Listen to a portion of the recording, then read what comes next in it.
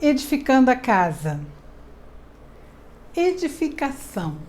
Edificação fala de fundamentos, fala de alicerces.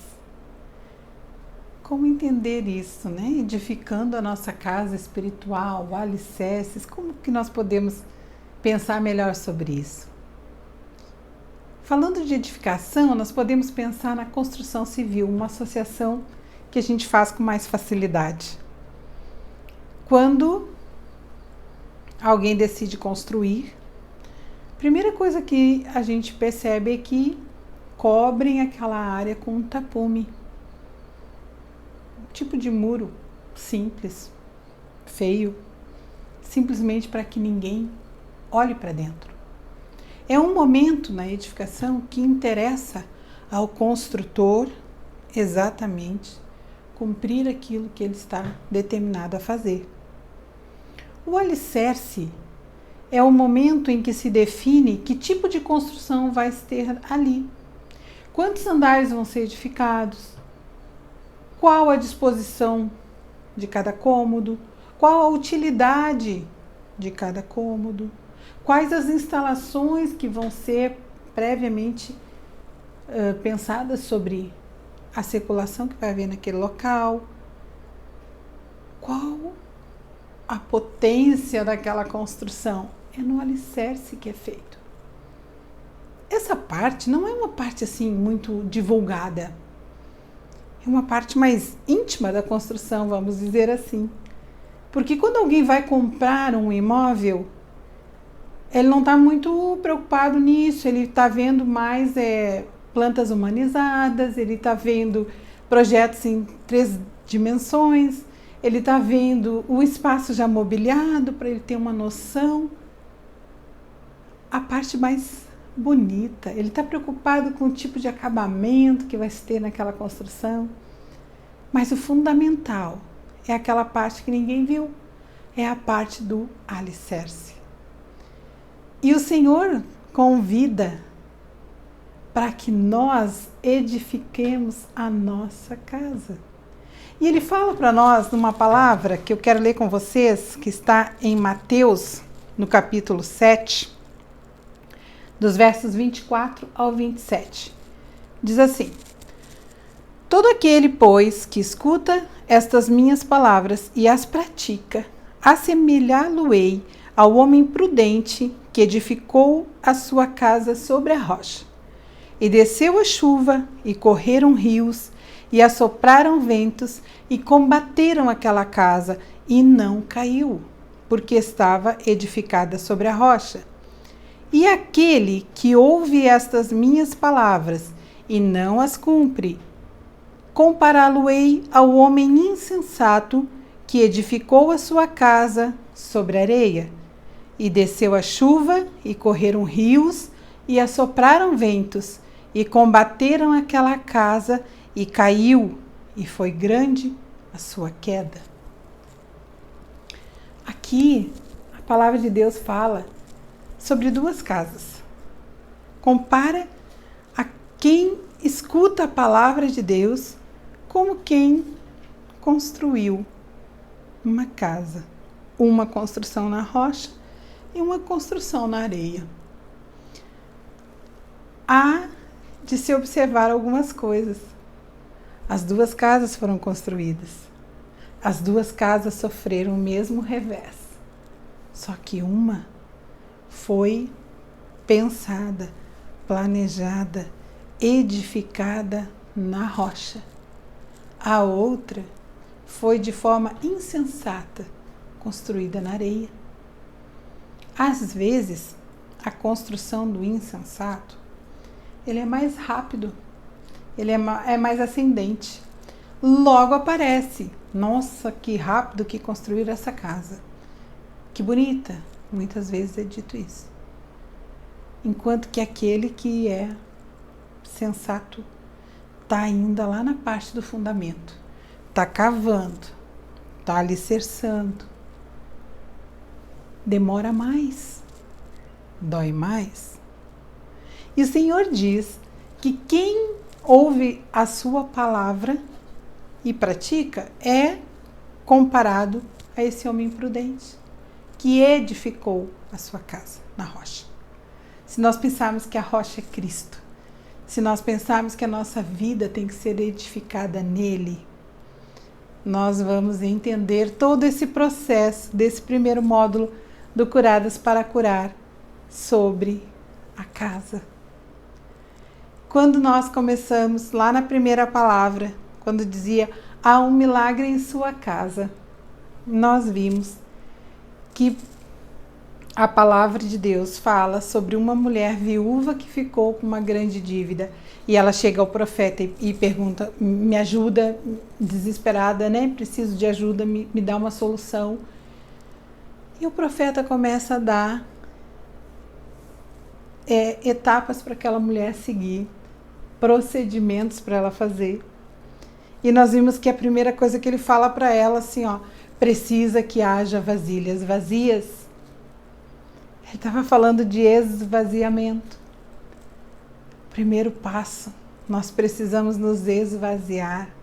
Esvaziar do quê?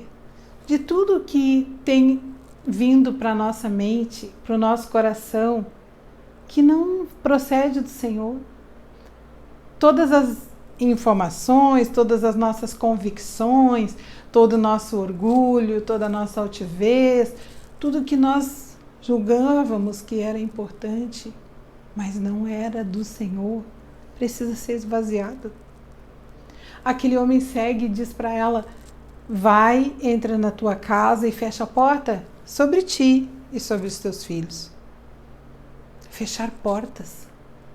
Como assim fechar portas? Fechar influências, fechar informações que minam a nossa fé, que destroem aquela semente do Evangelho que está plantada no nosso coração. Fechar portas. E é interessante que aquela mulher está buscando um milagre que não necessariamente é para ela. Ela está buscando um milagre que livrasse os filhos dela de serem escravos. Mas o profeta diz, entra e fecha a porta sobre ti. É necessário essa nossa participação, mesmo quando nós estamos intercedendo por outras pessoas. Fechar a porta sobre nós. Nesta outra palavra, quando seguimos ali, o Senhor fala conosco sobre quem sou eu. E nós percebemos que no decorrer da caminhada, tantas coisas ocorrem no caminho que vão nos tirando daquele propósito que Deus criou para nós, que vão nos afastando daquilo que o Senhor planejou para a nossa vida, de tal forma que nós mesmas já chegamos a um ponto que nós não sabemos mais nem quem somos, nem o que viemos fazer aqui. E as coisas vão perdendo o sentido. Nós vimos que Deus nos criou com um propósito. Nenhum de nós está aqui por acaso.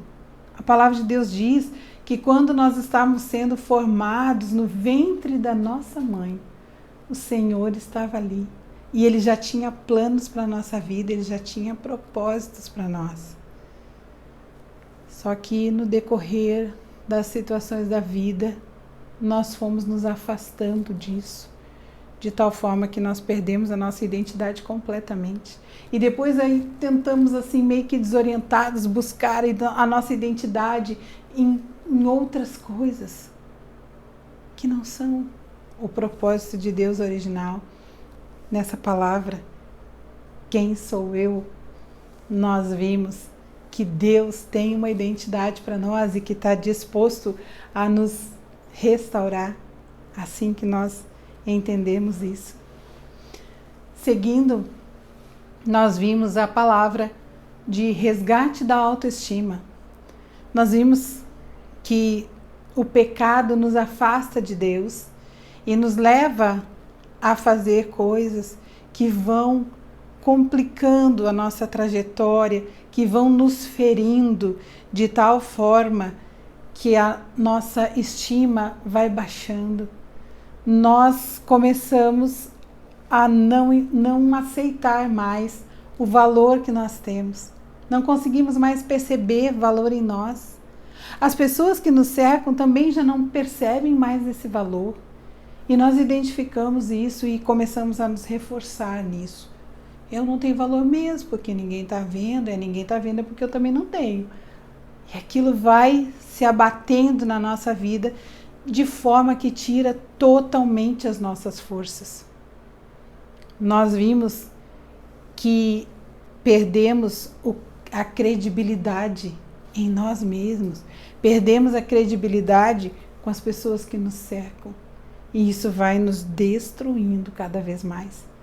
Mas nessa palavra nós vimos que é possível resgatar a nossa autoestima em servir a Jesus. Assiste a uma palavra linda que fala sobre a mulher samaritana quando ela está lá no poço para buscar água ao meio-dia, no sol forte, para evitar que outras pessoas estivessem ali. Era o horário que ninguém ia.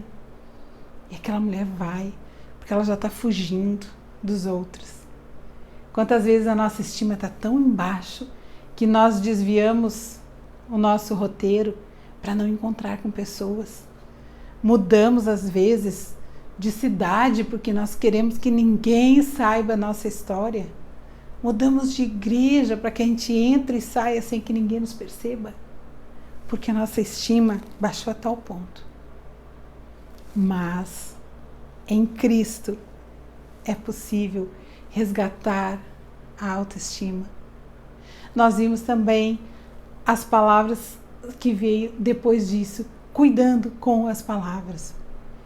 Nós vimos que muitas vezes nós pedimos muitas coisas para o Senhor, recebemos até, mas às vezes com a nossa própria boca botamos a perder. Palavras de murmuração, palavras duras, palavras ácidas, palavras que provocam ira, palavras que a nossa boca fala. A Bíblia diz que a língua não tem, a Bíblia fala assim, a língua é um mal que não se pode refrear. Gente, se não se pode refrear, o que nós vamos fazer? Mas a palavra diz também que a boca fala aquilo que o coração está cheio. Ou coração cheio. E a palavra diz também o quê? Diz assim, olha, sobre tudo que tu ouviu que tem que guardar. Primeira coisa, guarda o teu coração, porque dele procede as fontes de vida. Então nós aprendemos que é possível controlar o que a nossa boca fala, guardando o nosso coração, filtrando aquilo que entra no nosso coração. Essa palavra foi tremenda, cuidando com as palavras. E nós vemos que todos nós tropeçamos nas mesmas coisas. Depois, nós vimos a palavra quando a minha dívida é maior que o meu crédito. Nós vimos que a gente vai acumulando dívidas. Dívidas de dinheiro, dívidas de gratidão, dívidas de cuidado, dívidas de honra, dívidas morais. Nós vamos acumulando dívidas.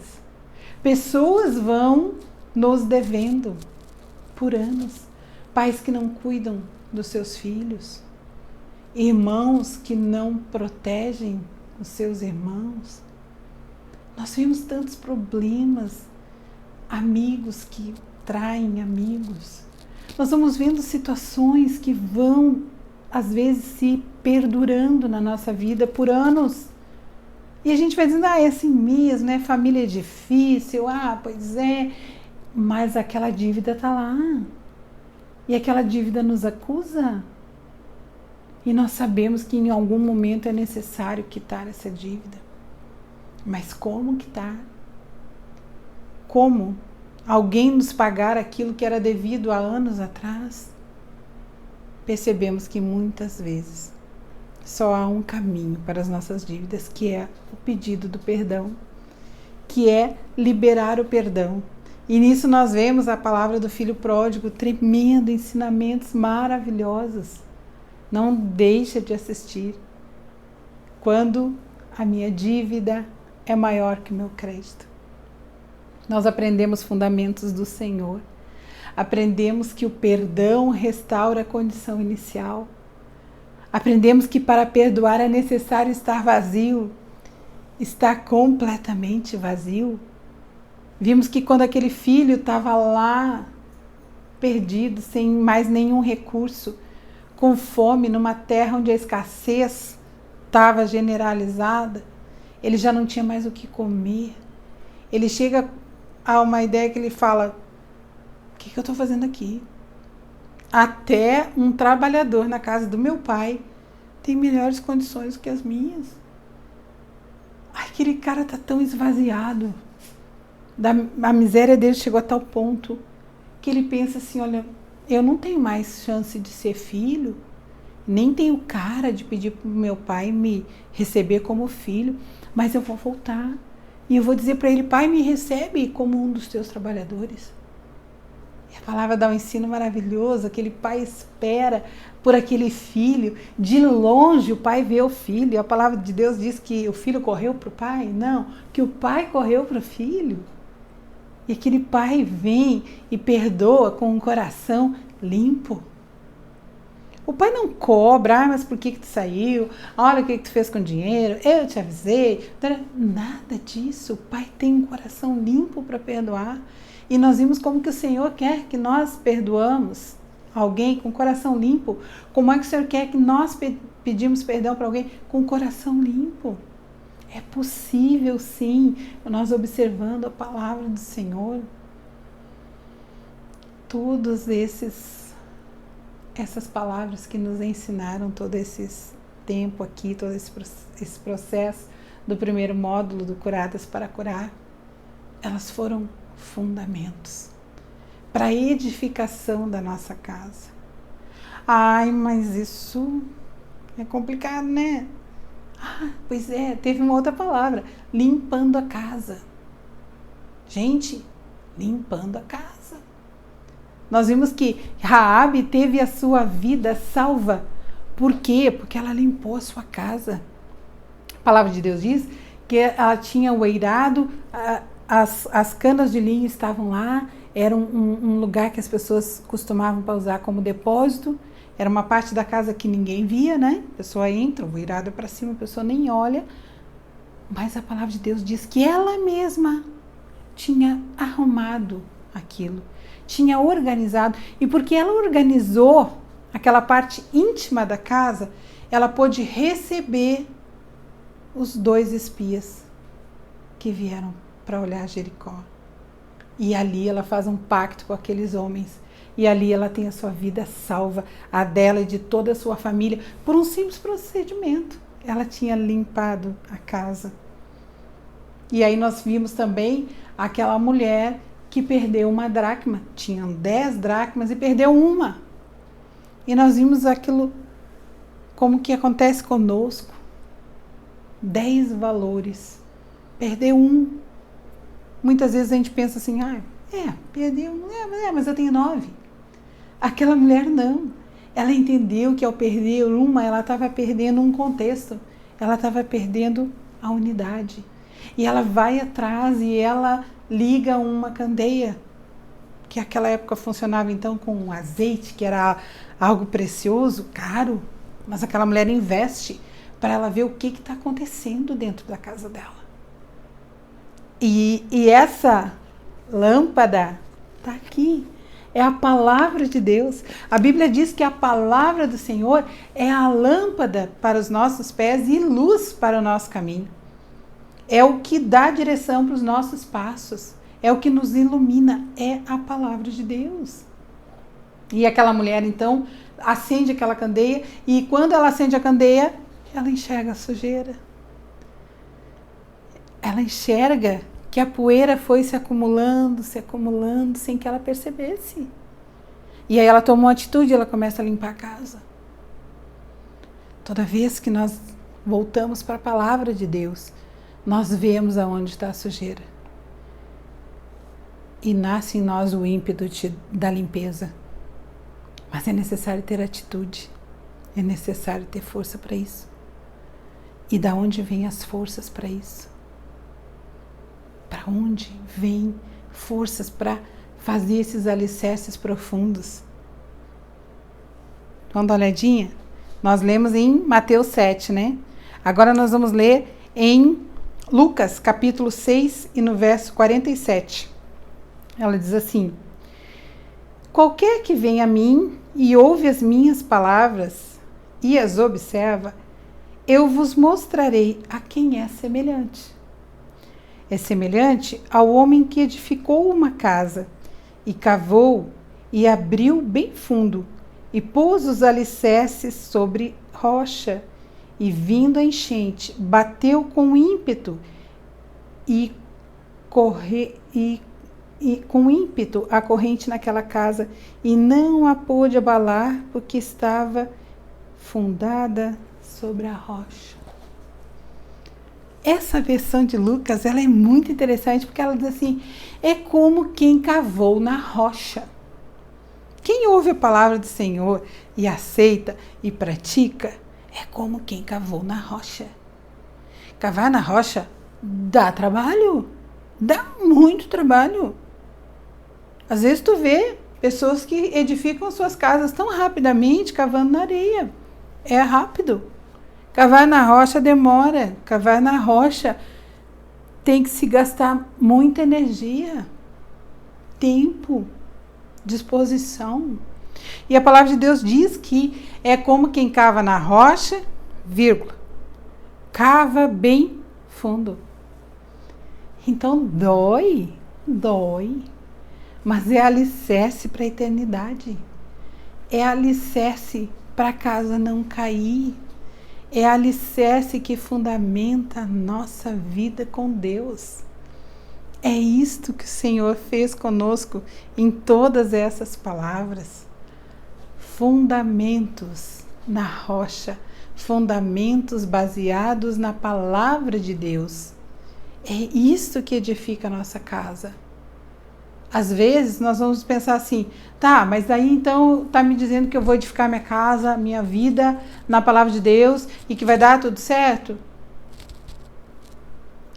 A chuva, o vento, a tempestade, a corrente de água bateu nas duas casas. Servir a Cristo com integridade de coração não nos isenta dos problemas dessa vida.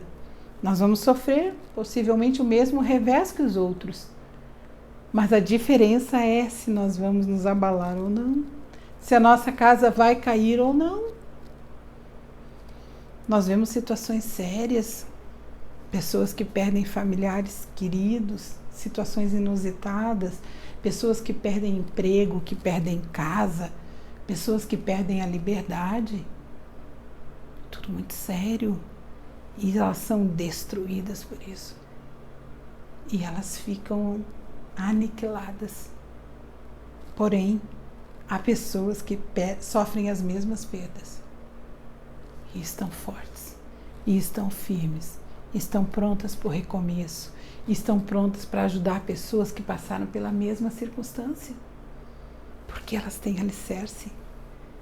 Porque o alicerce delas não diz respeito apenas para essa vida, mas para a eternidade.